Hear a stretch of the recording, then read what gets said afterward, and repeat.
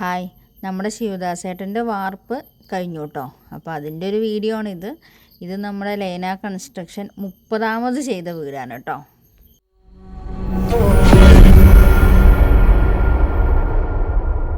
മുപ്പത് വീട് എന്ന് പറഞ്ഞെങ്കിൽ കൂടിയും നമ്മൾ ചെയ്ത ഈ 30 വീട്ടിൽ 12 വീടിന് അപ്സ്റ്റെയർ ഉണ്ട് കേട്ടോ. അങ്ങനെ നോക്കുമ്പോൾ ഞങ്ങൾ 42 വീടുകൾ ചെയ്തു എന്ന് തന്നെ പറയണം. അതെന്താ അങ്ങനെ പറയാൻ കാരണം എന്ന് വെച്ചാൽ ഈ അപ്സ്റ്റെയർ ഉള്ള വീടുകളൊക്കെ ഞങ്ങൾ 2 വീടായിട്ടാണ് കൺസിഡർ ചെയ്യണത്. കാരണം എന്താണെന്ന് വെച്ചാൽ ഒരു വീട് കഴിഞ്ഞ് അതിൻ്റെ ക്യൂറിങ് എല്ലാം കഴിഞ്ഞിട്ടാവും നമ്മളൊരു 10-20 ദിവസം കഴിഞ്ഞിട്ടാണ് അതിൻ്റെ അടുത്ത സ്റ്റേജ് സ്റ്റാർട്ട് ചെയ്യുക. അപ്പോൾ ഞങ്ങളുടെ ആദ്യമുള്ള മെറ്റീരിയൽസും പണിക്കാരും എല്ലാം അവിടെ നിന്ന് വന്ന് പിന്നീട് നമ്മളൊരു പുതിയ വീട് കൺസ്ട്രക്റ്റ് ചെയ്യാൻ പോകുന്ന പോലെ തന്നെയാണ് ഇങ്ങോട്ട് പോകുന്നത്. അതുകൊണ്ടാണ് അത് ഞങ്ങൾ 2 വീടായിട്ട് കൺസിഡർ ചെയ്തിരുന്നു എന്ന് പറഞ്ഞത്. അങ്ങനെ നോക്കുമ്പോൾ നമ്മളെ 42ാമത്തെ വീടിൻ്റെ മെയിൻ സ്ലാബാണ് ഇപ്പോൾ ഈ കഴിഞ്ഞ് കിടക്കുന്നത്. അപ്പോൾ ഇത് പുതുതായിട്ട് കേൾക്കുന്ന ആൾക്കാർ വിചാരിക്കത്തില്ല ഇപ്പം എന്താ അത്ര വലിയ അതിശയം, ഒരു എത്രയോ വീടുകൾ ചെയ്യുന്നുണ്ടല്ലോ, എത്രയോ ആൾക്കാർ എത്രയോ വീടുകൾ ചെയ്യുന്നുണ്ടല്ലോ എന്നുള്ള ചില ആൾക്കാർക്ക് തോന്നാം.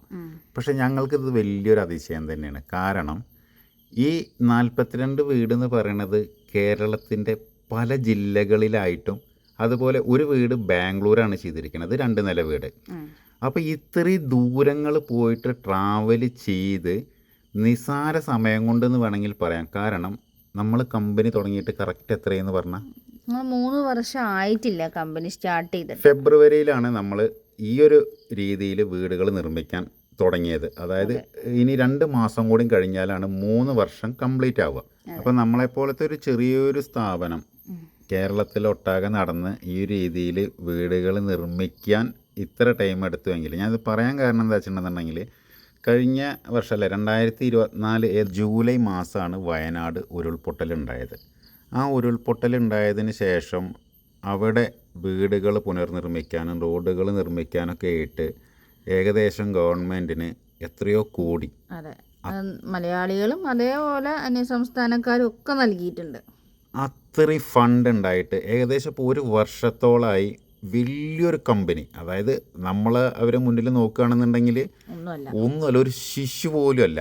അപ്പോൾ അത്രയും വലിയൊരു കമ്പനി, ഒരുപാട് എക്യുപ്മെൻറ്റ്സും ഒരുപാട് സോഴ്സും ഗവൺമെൻറ് സപ്പോർട്ടുള്ളൊരു കമ്പനി, അതായത് ഫണ്ടിനൊരു പ്രശ്നമില്ലാന്ന് നിങ്ങൾ ആദ്യം മനസ്സിലാക്കണം. കാരണം അത്രയും ഫണ്ട് ഓൾറെഡി ഗവൺമെൻറ്റിൻ്റെ കയ്യിലുണ്ട്. എന്നിട്ട് കൂടി ഇപ്പോൾ കുറച്ച് മാസങ്ങൾക്ക് മുന്നെയാണ് ഒരു വീടിൻ്റെ നിർമ്മാണം പൂർത്തിയായത്. അതായത് 400 ചില്ലാനും വീടാണ് വെക്കേണ്ടത്. ഇപ്പോഴും അത്രയും ഫണ്ടും അത്രയും വലിയൊരു കമ്പനി ഉണ്ടായിട്ട് പോലും അവർക്ക് ഒരു 50 വീട് കംപ്ലീറ്റ് ചെയ്യാൻ സാധിച്ചിട്ടില്ല. ഞാൻ അതാണ് ഉദ്ദേശിച്ചത്. അല്ലാണ്ട് അവർ ചെയ്യുന്നുണ്ടോ ഇല്ല എന്നുള്ളതിൻ്റെ കാര്യമല്ല. നമ്മളൊരു ചെറിയൊരു കമ്പനി ഇത്ര വീടുകൾ ചെയ്യാമെന്ന് പറയുമ്പോൾ അത് താരതമ്യം പെടുത്തുമ്പോൾ എത്ര റിസ്ക് ഉണ്ടെന്നുള്ളത് ഇതിൽ മനസ്സിലാക്കാൻ പറ്റും. കാരണം ഇത്രയും വലിയൊരു കമ്പനിക്ക് ഒരു 50 വീട് കംപ്ലീറ്റ് ചെയ്യാൻ പറ്റിയിട്ടില്ല. അത് ഒരേ പ്രൊജക്റ്റ് ഒരു ഒറ്റ കോമ്പൗണ്ടിൽ. അത് ഞങ്ങൾ ചെയ്തത് ഓരോ ജില്ലയിൽ ചിലപ്പോൾ ഒരു വീടൊക്കെ ഉണ്ടായിരിക്കുക. ഇപ്പോൾ ബാംഗ്ലൂർ പോയത് വെറും 2 വീട്, അതായത് ഒരു വീട് ചെയ്യാനാണ് 2 നില.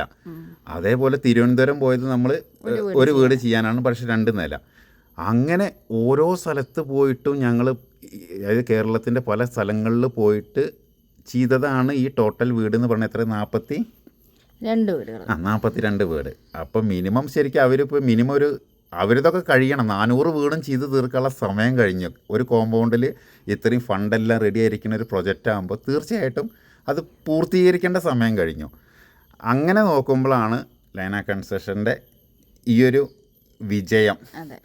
പിന്നെ സത്യം പറഞ്ഞു കഴിഞ്ഞാൽ എൻ്റെ പേഴ്സണൽ ഒരു അഭിപ്രായം, വയനാട് ഇപ്പം നിർമ്മിച്ചുകൊണ്ടിരിക്കുന്ന എല്ലാ വീടുകളും ഈ രീതിയിലാണ് ചെയ്യേണ്ടത്. ഒരുപാട് ആൾക്കാർ ചോദിക്കാറുണ്ട് എന്തിനാണ് നിങ്ങൾ സ്ക്വയർ പൈപ്പ് ഉപയോഗിക്കണത്. അതായത് ആ സ്ക്വയർ പൈപ്പ് ഞാൻ ഇതിൻ്റെ മുന്നത്തെ വീഡിയോയിലും പറഞ്ഞിട്ടുണ്ട്. ആൾക്കാർക്ക് അത് ഭയങ്കര ദേഷ്യമാണ്. പക്ഷേ ആ സ്ക്വയർ പൈപ്പ് ഇല്ലാണ്ട് ഞങ്ങൾക്ക് സിമ്പിളായിട്ട് ഇതേപോലെ റൂം തിരിക്കാവുന്നതേ ഉള്ളൂ.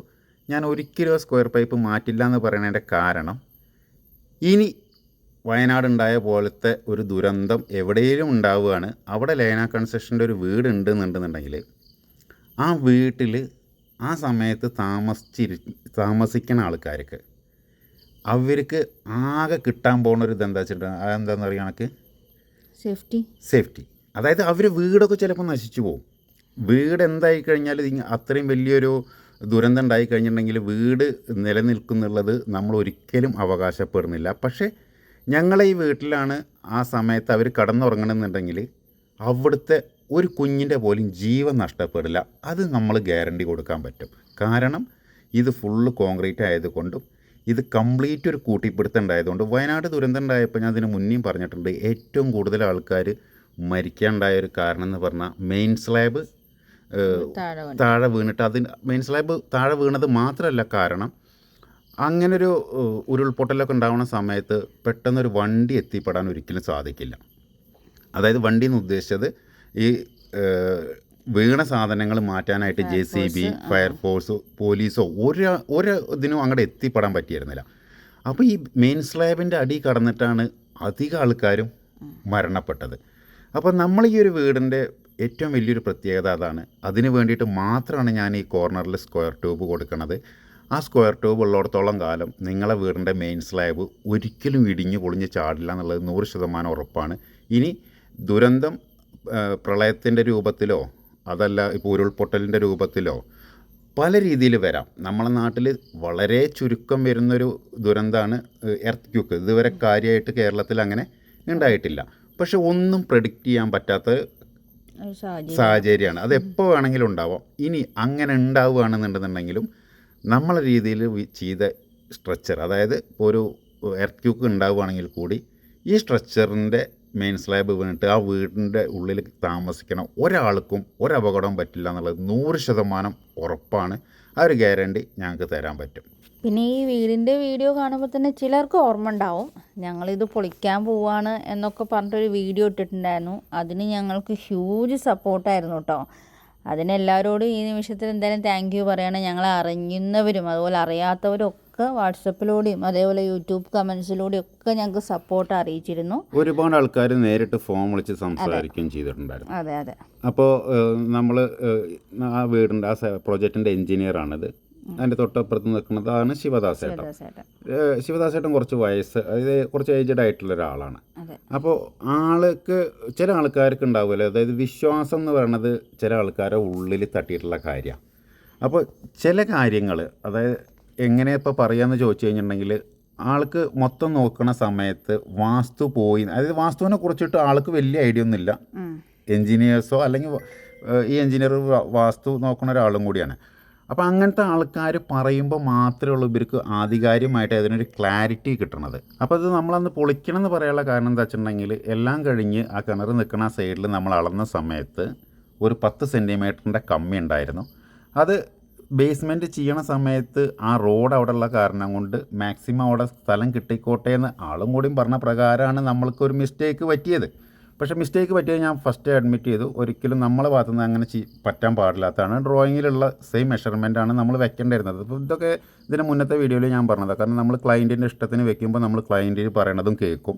പക്ഷേ ലാസ്റ്റ് ഒരു പ്രശ്നം വരുന്ന സമയത്താണ് അത് നമ്മളെ മാത്രമായിട്ട് ബാധിക്കുക. കാരണം മെഷർമെൻറ്റിൽ ഇല്ലാന്നുണ്ടെന്നുണ്ടെങ്കിൽ ബേസിക്കലി അത് കോൺട്രാക്ടറെ കുഴപ്പമാണ്.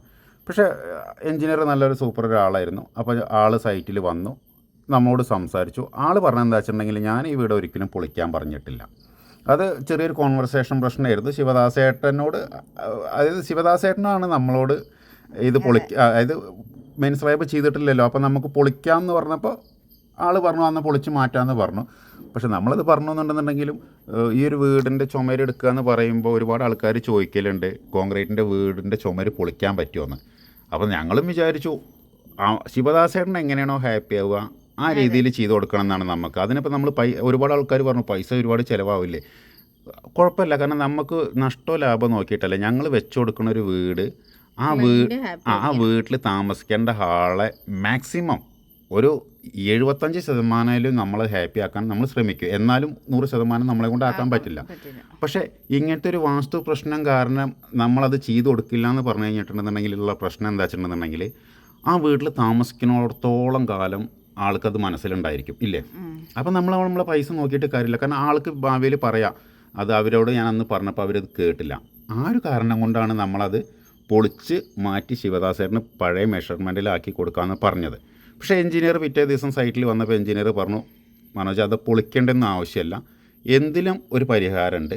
അപ്പോൾ ഇവിടെ 10 സെൻറ്റിമീറ്റർ കമ്മിയായതിന് വാസ്തുപ്രകാരം നമ്മൾക്ക് അളവ് ശരിയാക്കാൻ വേണ്ടിയിട്ട് ഒരു ചുമര് അഡീഷണൽ കുറച്ച് തിക്നെസ് കൂട്ടിയാൽ മതി, അങ്ങനെ ഒരു അഭിപ്രായം ആൾ പറഞ്ഞപ്പോൾ ശിവദാസേട്ടനും ഓക്കെയാണ്. അതെ, ഞങ്ങൾ പൊളിക്കാൻ റെഡി ആയിരുന്നു കേട്ടോ. കാരണം അത് ശിവദാസേട്ടൻ ഹാപ്പി ആവുക എന്നുള്ളതാണ് നമ്മളെ കാര്യം. കാരണം ഞങ്ങൾ ഒരു കാരണം കൊണ്ട് ആൾക്കൊരു മനസ്സിനൊരു വിഷമം വരാൻ പറ്റില്ല. അപ്പോൾ എഞ്ചിനീയർ പറഞ്ഞ പ്രകാരം നമ്മളൊരു ചുമരിൻ്റെ തിക്നെസ് കൂട്ടുക എന്ന് പറഞ്ഞു കഴിഞ്ഞാൽ ഇത് ബേസിക്കലി വാസ്തു എന്ന് പറയുന്നത് അറിയുന്ന ആൾക്കാർക്ക് അറിയുണ്ടാവും, ഒരു ചുറ്റളവിൻ്റെ ഒരു കണക്കാണ്. അപ്പോൾ ആ ചുറ്റളവ് അളവ് ശരിയാവാൻ വേണ്ടിയിട്ട് ഒരു ചുമര് കുറച്ച് തിക്നെസ് കൂട്ടി കഴിഞ്ഞാൽ അത് ക്ലിയർ ആവുമെന്ന് എഞ്ചിനീയർ പറഞ്ഞതോട് കൂടിയിട്ട് നമ്മൾ ഇനി അങ്ങനെ ചെയ്തു കൊടുക്കും. അവിടെ ആ പ്രശ്നം സോൾവ് ആയി. അത് കാരണം കൊണ്ട് നമുക്കത് പൊളിക്കേണ്ടി വന്നില്ല. പൊളിക്കുകയാണെന്നുണ്ടെന്നുണ്ടെങ്കിൽ നമുക്ക് എന്താ വെച്ചിട്ടുണ്ടെന്നുണ്ടെങ്കിൽ ആൾക്കാർക്ക് അതും കൂടി ഒന്ന് കാണിച്ചു കൊടുക്കുമായിരുന്നു. ഒരുപാട് ആൾക്കാർ പറയാറുണ്ട് കോൺക്രീറ്റിൽ ചെയ്യണ വീട് മോഡിഫൈ ചെയ്യാൻ പറ്റില്ല എന്ന്. അപ്പോൾ അതും കൂടി കാണിക്കാമെന്നുള്ളൊരു പ്രതീക്ഷയിലാണ് നമ്മൾ. ഒരു പെർഫെക്ഷനിസ്റ്റ് ആയിട്ടോടെ എനിക്ക് തോന്നിയിരിക്കുന്നത്. അതുകൊണ്ടും കൂടിയാണ് ഈ പ്രശ്നങ്ങൾ. എങ്കിലും ഇപ്പോൾ ശിവദാസ് ചേട്ടൻ ഹാപ്പിയാണ്. ഞങ്ങൾ തമ്മിൽ ഒരു പ്രശ്നങ്ങളും ഇപ്പോൾ നിലവിലില്ല. അപ്പോൾ നമ്മൾ ഈ പ്രൊജക്റ്റ് ഫസ്റ്റ് തുടങ്ങുന്ന സമയത്ത് ഞങ്ങൾ ഈ ഫുൾ ഏരിയ നിങ്ങൾക്ക് കാണിച്ചു തന്നിട്ടുണ്ടായിരുന്നത് പ്ലെയിൻ ആയിട്ട് കിടന്നിരുന്ന ഒരു ഏരിയയാണ്. ഇപ്പോൾ തൊട്ടടുത്ത് പുതിയൊരു വീട് കൂടി വന്നിട്ടുണ്ട്. ഈ വീട് ഞാനിങ്ങനെ സൂം ചെയ്ത് കാണിക്കണതിൻ്റെ കാരണം എന്താ വെച്ചിട്ടുണ്ടെങ്കിൽ ഇത് ബ്രിക്സിലാണ് ചെയ്തിരിക്കുന്നത്. ബ്രിക്സിൽ ചെയ്ത സമയത്ത് ഈ ഒരു കോർണറിൽ ഫുള്ള്, അതായത് 4 ബ്രിക്സിൻ്റെ മുകളിലാണ് ഈ മുകളിലത്തെ ടോട്ടൽ വെയിറ്റ്. ഫ്രണ്ടിൽ വലിയൊരു വെന്റിലേഷൻ വന്നിട്ടുണ്ട്, റൈറ്റ് സൈഡിൽ ഒരു വെന്റിലേഷൻ വന്നിട്ടുണ്ട് അല്ലേ. ഈ ഒരു കാണുന്ന ബ്രിക്സാണ് ഈ ഒരു മെയിൻ സ്ലാബിൻ്റെ ഈ റൂമിൻ്റെ കോർണറിലുള്ള ഫുൾ ലോഡും താങ്ങി നിൽക്കുന്നത്. അപ്പോൾ ഈ രീതിയിൽ വീട് വെക്കുമ്പോൾ ആൾക്കാർക്ക് ഒരു സംശയവുമില്ല. അപ്പോൾ ഈ ഒരു ലോഡിനെ കുറിച്ചിട്ടൊന്നും ആരും ആധികാരികമായിട്ട് ചിന്തിക്കണം കൂടിയില്ല. ഈ 4 ബ്രിക്സ് ക്വാളിറ്റി ഇല്ലാത്തതാണെന്നുണ്ടെന്നുണ്ടെങ്കിൽ ആ ബ്രിക്സ് പൊടിഞ്ഞ് കഴിഞ്ഞിട്ടുണ്ടെന്നുണ്ടെങ്കിൽ ഇതിന് വേറെ സപ്പോർട്ടൊന്നുമില്ല. അപ്പോൾ ഇങ്ങനെയൊക്കെ ചെയ്യുമ്പോൾ ഒരു മനുഷ്യനും ഒരു കൺഫ്യൂഷനോ അതായത് ഇതിനെക്കുറിച്ചിട്ട് ചിന്തിക്കണ പോലുമില്ല. പക്ഷെ നമ്മൾ ഇതിലേക്ക് വരുമ്പോഴാണ്, അതായത് ഇപ്പം നമ്മളെ ഭിത്തിയിലേക്ക് വരികയാണെന്നുണ്ടെങ്കിൽ ആ കോർണറിൽ ഒരു GI പൈപ്പ് ഉണ്ടായിരിക്കും. അതായത് 4x4 സ്ക്വയറിൻ്റെ ഒരു GI പൈപ്പ് ഉണ്ടായിരിക്കും. ഇനി അതേപോലെ ഓരോ മീറ്ററിൻ്റെ ചുമരാ വരുന്നത് വെച്ചാൽ ആ ഓരോ മീറ്ററിൻ്റെ ചുമരെന്ന് പറഞ്ഞത് കോൺക്രീറ്റ് ആണ് വരുന്നത്. അതായത് ഒരു പില്ലർ സൈസ് എന്ന് പറഞ്ഞത് നോർമൽ വീടുകൾക്ക് ചെയ്യണത് 20x20 നമ്മളെ ഭിത്തി 10 സെൻറ്റിമീറ്റർ ആണെങ്കിൽ കൂടി ഒരു മീറ്ററിൽ ഒരു ചുമര് വരികയാണെന്നുണ്ടെങ്കിൽ ഒരു പില്ലറിനല്ല ഒരു 3 പില്ലറിൻ്റെ സ്ട്രെങ്ത്താണ് നമുക്ക് ആ ചുമരിന് കിട്ടുന്നത്. അതും കോർണർ ആകുമ്പോൾ, അതായത് L ഷേപ്പിൽ വരുമ്പോൾ സ്ട്രക്ചറിന് ഒന്നും കൂടി സ്ട്രെങ്ത്ത് കൂടുതലാണ് കിട്ടുക. അപ്പോൾ കല്ലിൽ ചെയ്യുമ്പോൾ സംശയമില്ലാത്ത ആൾക്കാർ, അതായത് സാധാരണ എല്ലാവരും പറയും 4 ഇഞ്ച് ചുമരെന്ന് പറയുമ്പോൾ ഈ 4 ഇഞ്ച് ചുമരുമ്പോൾ ഈ ലോഡ് നിൽക്കുമെന്ന്. പക്ഷേ ഇപ്പം ഞാൻ നേരത്തെ കാണിച്ച പോലത്തെ ആ വീഡിയോയിലുള്ള ചുമരാണെന്നുണ്ടെങ്കിൽ ആൾക്കാർക്ക് ഒരു സംശയമില്ല. പിന്നെ ഇതേപോലെ ഗ്യാപ്പ് ഇട്ടിട്ട് നമ്മൾ കട്ടിളയ്ക്കും ജനലിനും ഗ്യാപ്പ് ഇടുന്നത് അധികം ആൾക്കാരും ഈ രീതിയിൽ ചെയ്യണം. എന്തിനാ വെച്ചിട്ടുണ്ടെന്നുണ്ടെങ്കിൽ UPVCയിലാണെന്നുണ്ടെങ്കിൽ ഓക്കെ, നമുക്ക് എല്ലാ വർക്കുകളും കഴിഞ്ഞതിന് ശേഷമേ ഉള്ളൂ ഫിറ്റ് ചെയ്യാൻ പറ്റുക. പക്ഷേ മരത്തിലോ അല്ലെങ്കിൽ സിമെൻറ്റിൻ്റെ ഇരുമ്പിലെ ചെയ്യണ ആൾക്കാർ മിനിമം ലിൻഡൽ ഹൈറ്റ് ആകുമ്പോഴേലും കട്ടിലും ജനലും ഫിക്സ് ചെയ്യണമെന്നാണ് എൻ്റെ ഒരു അഭിപ്രായം. കാരണം ഇപ്പോൾ ഞാൻ നേരത്തെ കാണിച്ചെന്ന സ്ഥലത്ത് അവിടെ ഒരു ഡോർ ഫ്രെയിമോ ഇതുണ്ടെന്നുണ്ടെന്നുണ്ടെങ്കിൽ അതിൻ്റെ ലോഡ് നിസ്സാരമായിട്ടെങ്കിലും അതിൽമേക്കും കൂടി കുറച്ച് ലോഡ് കിട്ടിയിട്ടുണ്ടായിരുന്നു. അല്ലാത്ത പക്ഷം ഒരിക്കലും ഈ രണ്ടാമത് കൊണ്ടുപോയിട്ട് ഫിറ്റ് ചെയ്യണതുണ്ടല്ലോ, അതായത് ഇപ്പോൾ ഇടയിൽ ആ ജനലിമേക്കോ കട്ടിലേമേക്കോ ഒരിക്കലും ഇതിൻ്റെ ലോഡ് നിൽക്കില്ല. അങ്ങനെയൊക്കെ ഫിറ്റ് ചെയ്യണ സമയത്താണ് ഇപ്പോൾ വയനാട് പോലെ ഉണ്ടായ സ്ഥലങ്ങളിൽ ഉരുൾപൊട്ടലൊക്കെ ഉണ്ടായില്ലേ, അങ്ങനത്തെ ഉരുൾപൊട്ടലൊക്കെ ഉണ്ടായിട്ട് വരുമ്പോൾ കല്ലും വെള്ളമൊക്കെ വന്ന് അടിക്കുമ്പോൾ ആദ്യം ചുമരിനാണ് വന്നടിക്കുക.